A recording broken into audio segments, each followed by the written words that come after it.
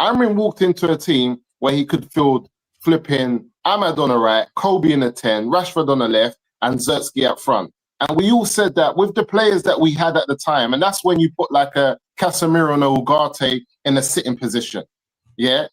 Like, and just say, listen, I'm going to try to play ball and make things happen. These are the players we had before we went out and got flipping the new front three, the goalkeeper, Dorgu, all of that. We had Euro in that same team. We had Martin, like we had players. So the question I'm asking, and this is why I keep on saying that, if this is Bournemouth or this is Palace or anyone else, and they've got that front four that can score goals, that can play football, that can attack, Man United was always meant to go and sort out the midfield this summer. I get that the 10s that we brought in are very nice and the forwards that we brought in, but when I look at that front four and you add an Adam Walton and a Beleba, and that's where you spend your 200 million plus. And an Anderson, maybe. Anderson. Yeah, you know what I mean? It's different because you have a nucleus of young players, with Rashford being most probably the oldest out of them. And listen, no, Rashford is, we all know where he is. He has that purple patch. He contributes 10 or 15 goals. He goes missing again. But listen, when you've got a good coach, you know how to work around that. You know how to get the best out of that. And what we're seeing with him in Barcelona, he doesn't have to be the best player. Too far gone though, bro. He's on too much money. He's not, I'm just talking about what Amorim walked into. And this man's whole attitude and him being around the club, he needed to go in it. It was just listen, but remember what we were saying though as well, Rants. We were saying that if my man was a bench player or a squad player that came in and done the problem we always had was the money that he was on, and I agree he had to go. And then also the attitude. If he was on 180, I'm cool with him being a squad player. This is what I'm saying. He's not on his Maguire money. And this is what I was trying to say. So when I look at in terms of what a manager walked into, because Casemiro's on that money, Bruno Fernandes is on that man. There's bare man I'm letting go before I let go of my man. Not because I rate him, just because I'm talking about what good managers do and how they utilize them. And this is what we're seeing at Barca. Whether he's good or not, he can contribute. And this is what we need. People that can contribute, people that have played football at a certain level. I'm just saying that when Amorim came in, it wasn't about signings. It was about getting the best out of a squad that we believe Erik Ten Hag was failing with. And he hasn't done that. He didn't do that. Yeah, he didn't do that. He made it worse. Yeah, standard. Yeah, no, but keeping Rashford was not. It was never, brother. Like I think he needed it for himself. Like mentally, I just think he needed it for himself. No, I agree. But I agree. I know what you're saying. The overall picture. The overall picture. The managers even previously had all the tools in the locker to get the best out of this squad, which another manager should have done, which Ruben Amorim didn't do. Yeah, and so forth. So yeah. But where we at? I hear it. Because my thing is, you might come, put your arm around Rashford, he goes on a purple patch, the summer comes, and you're like, my guy, it's time. You have to go now. Because managers have done that. They've been ruthless. They've come in, made players get them to certain positions. The windows come, and they're like, my guy, you got to keep it moving now, though. Yeah. That was then, this is now. And Amorim didn't do that. He came, picked beef, talked about he would rather start a 60-year-old flipping coach than Rashford, and now this is what he served us up. Nah, he's mad. He served us up some bullshit. It goes to show. Obviously, look, Rashford's killing it right now, but I'm like, let him kill it over there because he wouldn't kill it over here. He's not an issue. Forget him. We're just talking about how Amorim sold us whatever he sold us. We're saying, yeah. No, of course. But I can't lie. Yeah, that looked like a. Ineos got blood in the hands for the way that was going down, and he was just obviously the pawn to in terms of Amorim. He was the guy that had to deliver how he was not having Rashford in his squad no more. It's clear as day the club needed to chop as much money down as possible. Who are we sacrificing? The easiest sacrifice there was Rashford. I don't think Rashford was doing much wrong really in training or anything like that. People like him. He was probably I don't know about that because remember him and Garnacho got dropped before the Manchester derby. That was nothing to do with money, blood. That was them doing bullshit. So probably, you know what it was? Sacrificial lambs. But I can't. Yeah, they weren't sacrificial lambs. Imagine Garnacho acted the way. Imagine Rashford did act actually the way Garnacho has been acting. It would have been way more on the news, way more amplified. The way Garnacho's acted, sulking on offlines, subliminal messages through his brother, the little dickhead, and all of that kind of stuff as well. Yeah, you think God forbid the guy was. God, I'm just saying that you already know what I'm going to say. I'm going to pull out the card in it, but God forbid, innit? God forbid. Yeah, but we already know that that's the case already, bro. But this is why I've never liked Garnacho because I've seen this in him from early, and people have overlooked it. and said, "Oh yes, because he wants to win and all of this." Now, but win what, bro? Do you know what I'm saying? He's not even a good footballer, bro. So like, why are you talking like his attitude and his arrogance is desirable, bro? It's a desirable trait. Do you know what I mean? Like he modeled his whole image of CR7, a guy that's actually achieved something in football, bro. Garnacho's a scrub. You know what I'm saying? But the fact is, Garnacho and Rashford both got dropped here for the Manchester derby, and then we won it. So that was the beginning of the end for both of them. I'll be honest. So, like, yeah, I think again, what happens with us is the wrong manager makes the right decisions are made, but with the wrong guy at the helm. I don't think he's the wrong guy because I believe that he was brought in because he must have sold to them that, yo, I'm the guy to make the big decisions. He must have sold that to them. He must have said, yo, I'm the guy to make the big decisions. I don't care about not being liked. I'm going to rule with an iron fist and so on and so forth. I'm going to do things my way. That spiel. And he has done that. Do you know what I'm saying? But he hasn't won games. This is the problem. Do you know what I mean? He done the same thing to Casemiro. Then he ended up having to fucking beg him to come back and save him because it was dying, bro. So you know what it is with the manager? In theory, yeah, he served his purpose because he got rid of the players we needed to get rid of. He did. So now he can move on and let someone actually coach. You know what he does, though? I keep on telling you, man, you see the sins of last season when they come, like right now, don't allow Mbeumo and Cunha to go half a season looking mad. Yeah. You just can't click like that, you know, because you're going to have to just throw away the season and give him another pre-season to start again. Don't allow man to be out of rhythm.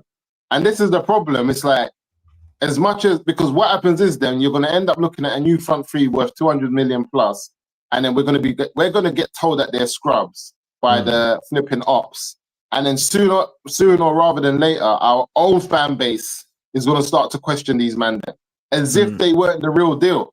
Because I'm telling you, like, I never knew about Mbeumo until man showed me his game. I went back, I started watching. I said, okay, because he was quietly for me as a Brentford player, putting up numbers, but he wasn't spoken about like that for me to really watch his game like that. I knew he scored, but when I ended up looking to his numbers, like, okay, so he is putting in a shift.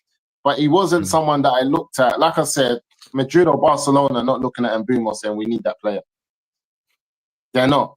You know what I'm saying? But he was a player who, in the Prem, understood the assignment and the requirements needed to be a steady player in the Premier League so that, and Man United need that stability. So I got the move. It made sense, everything.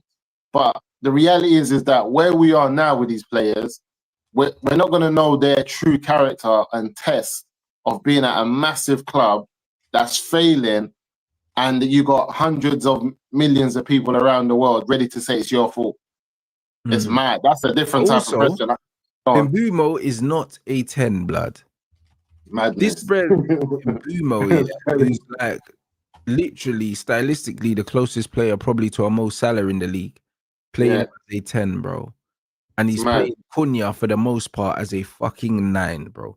Do you know what I'm saying? Like, and also not using to his strengths either. Like, because Bruno wants to be in the space he wants to be, and every time he drops deep, gets missed. It's like, what are you going to use him to ball carry yourself up the pitch? And even though Wolves are relegation fodder, they've always been a possession side.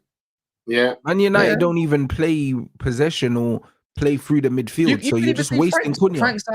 Frank's side last year was a possession side. Yeah, just saying. Maybe Xavi is probably a decent. Maybe Xavi is a decent answer. Like I said, I wouldn't say no to him. I just feel like my man said in the super chat, he said, "Oh, Xavi as an interim, maybe Glasner at the end of the season if Xavi don't bang."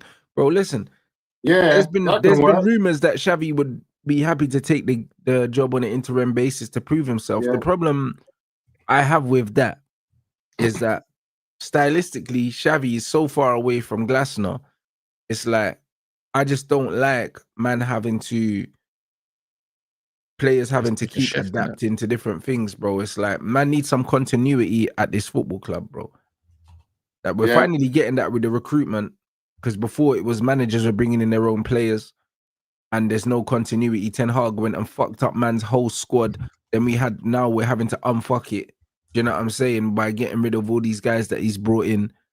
And it's one of them ones, we've got some consistency now with the recruitment, the direction we want to go, the football we want to play. Just get me Glasner, bro. Because even like Mateta's got to call up for France now, playing for Glasner. So that means he's scoring goals. You know what I'm saying? You got Crystal Palace man getting a call up for the French national team, bro. But he's defensive in a way. No, he's right. I think we've gone so far down the road. I feel like it's still time to be brave.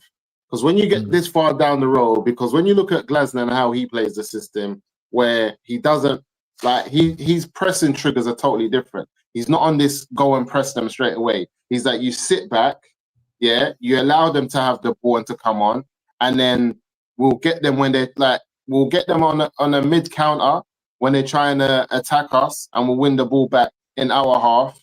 Or sometimes he'll set pressing triggers on I don't know, goal kicks when they or things like that, or when the goalkeeper's got the ball. But it's not just the way Amorim tries to do this man for man sometimes, and he gets all the time. Yeah, it's foolishness. Yeah, all the time. It's different. But I feel like at Man United and the pressure that comes at Man United, when this becomes your team and your manager that is playing this way, I don't know if I don't know. I think sometimes some of these styles look good when they're not for us, or when it's not our players doing it, or the level of quality that we know that we can afford playing like that. I feel like at United, there's a different type of pressure to play and also win, but win well and win good.